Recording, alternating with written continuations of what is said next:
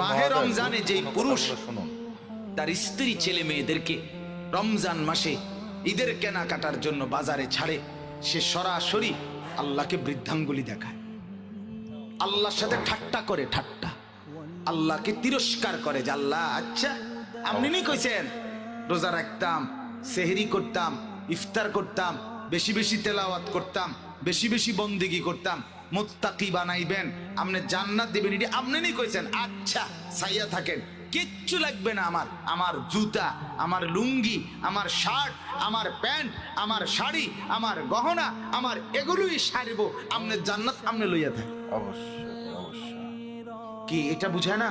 অবশ্যই। এই বেয়াদব নাফরমান এই পুরুষ মহিলা এটা বুঝায় না আল্লাহকে? সে তো এটাই বুঝায় যে আমি আপনার আখেরাত দিয়ে আমি কি করব।